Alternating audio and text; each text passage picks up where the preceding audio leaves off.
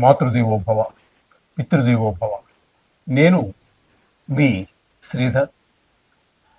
ఇప్పుడు మనము 16వ తారీఖు జూలై నెల 2025 నుండి 31వ తారీఖు జూలై నెల 2025 వరకు గోచార ఫలితాలు ఏ విధంగా ఉన్నాయి అనేటటువంటి విషయాన్ని మనం సశాస్త్రీయమైన పద్ధతిలో తీసుకునే ప్రయత్నం చేద్దాము. ఇందులో నా కవిత్వం కానీ నా పైత్యం కానీ ఏమీ చేర్చబడదండి. కేవలము శాస్త్రము ఎంతవరకు చెప్పబడిందో అంతవరకు మాత్రమే చెబుతాను. మీరు ఇది గమనించగలరు.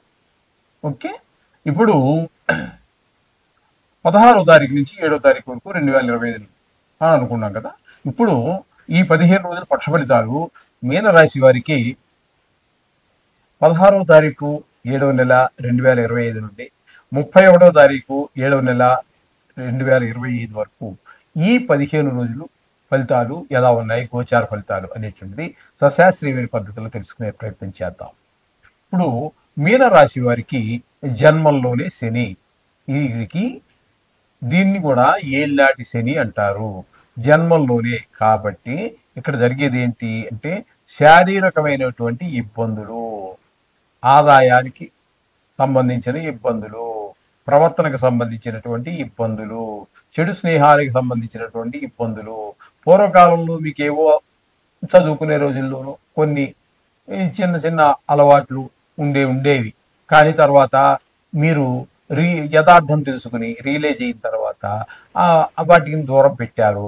కానీ ఇప్పుడు జన్మంలోనే శని సంచరించే కాలంలో మళ్ళీ ఎందుకునో ఈ శని ప్రభావం వల్ల తిరిగి వాటి వైపు ఆకర్షితులయ్యేటటువంటి అవకాశం గోచరిస్తూ ఉన్నది. అనారోగ్యాలు సరి, ఎందుకంటే అనుభవంలో ఉన్నారు కాబట్టి. అందుచేత చాలా జాగ్రత్త తీసుకోవలసినటువంటి సమయము. ఇక్కడ కూడా వీరికి ఇది 7.5 సంవత్సరాల శని, 7.5 కదా. కాబట్టి వీరు గోచారరీత్యా 15 రోజులే కానీ వీరు మరి 7.5 సంవత్సరాలు ఉంటుంది కాబట్టి వీలైతే ఈ శని త్రయోదశి రోజున తైలాభిషేకం చేసుకోవటము, ఇంకా వీలైతే శని జపం చేయించుకోవటం కూడా ఈ దుష్ప్రభావాల నుంచి బయటపడడానికి అవకాశం ఉంటుంది. ఇకపోతే తృతీయ స్థానంలో శుక్రగ్రహ సంచారం జరుగుతోందండి. తృతీయ స్థానంలో శుక్రగ్రహ సంచారం వల్ల అందరి కుటుంబంలో కానీ, బయట వారు కానీ, చుట్టుపక్కల వారు కానీ, వ్యాపార స్థలంలో మీకంటే ఉన్నత స్థితిలో లేదా సమస్థితిలో లేదా కింద స్థాయిలో ఉన్నటువంటి వారు కానీ, అలాగే ప్రభుత్వోద్యోగం అయినా కూడా అన్ని స్థాయిల వారు ఉంటారు కాబట్టి ఎక్కడ ఏ స్థాయిలో ఉన్నా మీకు కొన్ని సందర్భాలలో తెలిసిన వాళ్ళు తెలియని వాళ్ళు ఎవరో అనుకుందాం. సో ఉదాహరణకి స్కూటర్ నుంచి తల తిరిగింది, బీపీ పెరిగింది, కింద పడ్డాడు. మరి ఎవరో వచ్చి గబుక్కుని చుట్టుపక్కల వాళ్ళు వచ్చి 10 మంది వచ్చి బండి ఒకళ్ళు లేవదీస్తే మనిషిని ఒకళ్ళు లేవదీస్తే, అదేవిధంగా మొత్తం మీద మనకి తెలిసినటువంటి వాళ్ళు తెలియనటువంటి వాళ్ళు కూడా మనకి సహాయం చేసేటటువంటి పరిస్థితి అంతా శుక్రగ్రహం వల్ల ఏర్పడుతూ ఉంటుంది. అలాగే వివిధ రకాలైనటువంటి విద్యలలో ప్రవేశం ఉన్నటువంటి వారికి కూడా, అంటే చిత్రలేఖనం కావచ్చు, సంగీతం కావచ్చు, సాహిత్యం కావచ్చు, ఇట్లా ఏ దేంట్లో ప్రావీణ్యం ఉన్న వారందరికీ తెలిసిన వాళ్ళే కాకుండా తెలియని వారు కూడా వారికి సహాయ సహకారాలు అందిస్తారు. అలాగే టీవీ రంగంలో ఉన్న వారికి, సినిమా రంగంలో ఉన్న వారికి చాలా శుభప్రదమైన కాలంగా చెప్పుకోవచ్చు. షేర్ మార్కెట్లో పెట్టుబడి పెట్టే వారికి కూడా చాలా అనుకూలమైన కాలంగా మనం చెప్పుకోవచ్చు. ఇకపోతే చతుర్థ స్థానంలో గురు సంచారం జరుగుతూ ఉన్నదండి.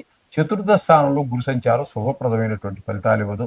అలాగే తల్లిగారి విషయంలోనూ, విద్య విషయంలోనూ, భూమి విషయంలోనూ, అలాగే గృహ సంబంధమైన విషయాల్లోనూ, వాహన విషయాల్లోనూ, మన స్వభావ విషయంలోనూ కూడా ప్రతికూలమైనటువంటి ప్రభావాన్ని గురువు గారు మనకి కలగజేస్తూ ఉన్నారు. ఈ విధంగా మీన రాశి వారికి.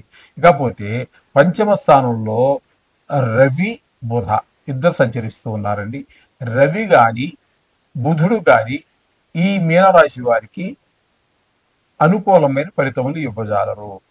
ఈ సంతానానికి కొంచెం చెడు వైపు ఆకర్షితులయ్యే అవకాశం ఉంటుంది. ఆటల వైపు ఆకర్షితులయ్యే అవకాశం ఉంటుంది. వాటి వైపు ఎప్పుడైతే ఆకర్షితులయ్యారో విద్యకు కొంచెం దూరం అయ్యేటట్టు అవకాశం ఉంటుంది.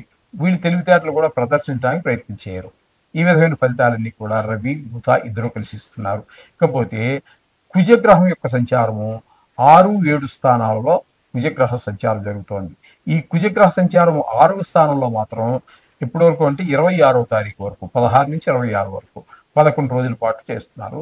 ఈ 6వ స్థానంలో మాత్రం చాలా చక్కటి ఫలితాలన్నీ ఇస్తారు. ఆయన ఈ 6వ స్థానంలో ఉన్న కారణంగా ఆరోగ్యం బాగుంటుంది.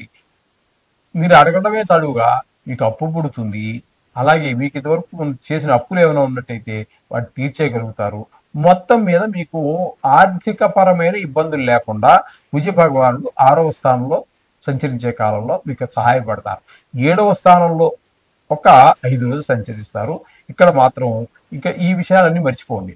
ఇక్కడ 7వ స్థానం దగ్గర వచ్చినప్పటికి మీకు మీ భార్యామణి గారికి ఏదో కొన్ని అభిప్రాయ భేదాలు, అలాగే మీరు మీ తో భాగస్వామ్యంలో వ్యాపారం చేస్తున్నటువంటి వారికి కొన్ని అభిప్రాయ భేదాలు వచ్చేటువంటి అవకాశం ఉంది ఈ కుజుని యొక్క సప్తమ స్థాన సంచారం వల్ల.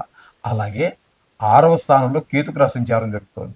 కుజుడు ఎట్లా అయితే మనకి ఈ 11 రోజులు 6వ స్థానంలో మంచి ఫలితాలు ఇచ్చారో, ఇక్కడ కేతువు కూడా అదే ఫలితాలు. మంచి ఆరోగ్యం బాగుంటుంది.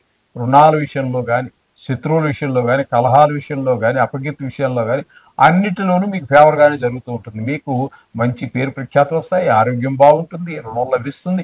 మొత్తం మీద కుజుడితో పాటుగా కేతు కూడా ధనానికి ఏ విధమైనటువంటి ఇబ్బంది లేకుండా సహకరిస్తూ ఉంటారు.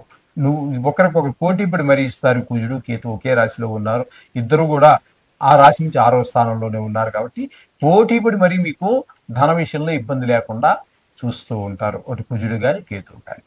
అంచేత వీళ్ళిద్దరు ఈ విధమైన ఫలితాలు ఇస్తారు. కాకపోతే మీకు ఈ మీనరాశి వారికి వ్యయ స్థానంలో రాహుగ్రహ సంచారం జరుగుతోందండి. ఇది అనుకూలమైన కాలం కాదు. వ్యయం అవుతుంది, బాగా డబ్బులు వ్యయం అవుతాయి. అవి కూడా మనకి ఏ విధంగా ఉపయోగపడవండి. అక్కర్లేని ఖర్చు, అవన్నీ అక్కర్లేనటువంటి ఖర్చులు, ధన నష్టం కూడా జరిగే అవకాశం ఉంటుంది. అలాగే శత్రు భయం కూడా ఉంటుంది. కొంతమందికి మనం చెప్పుకున్నాం కదండి, కొంతమందికి కారాగార శిక్షలు పడే అవకాశం ఉంటుంది. ఇదేదో కేవలం మీనరాశి వారు అందరికీ అనుకోవద్దండి. కొంతమంది, ఎందుకంటే ఇది సుమారుగా 70 కోట్ల మందికి సంబంధించినటువంటి వ్యవహారం కాబట్టి అందులో కొంతమంది పరమ దుర్మార్గులు ఉంటారు. వాళ్ళకి భావించండి. మీరు మీకని ప్రత్యేకించి మీకు అని చెప్పేసి కంగారు పడిపోవద్దండి. దేనికి కంగారు పడక్కర్లేదండి. అన్నీ మనకి ఏది ప్రతికూలంగా ఉందో దాన్ని మనకి అనుకూలంగా మార్చుకోవడానికి ఆ మహానుభావులు మనకి ఎన్నో పరిష్కార మార్గాలు, పరిహారాలు చెప్పారు. అవి చేసుకోండి. ఆ చెడు ప్రభావాల నుంచి బయటపడండి. సర్వసుఖాలు పొందండి. శుభం భూయాత్.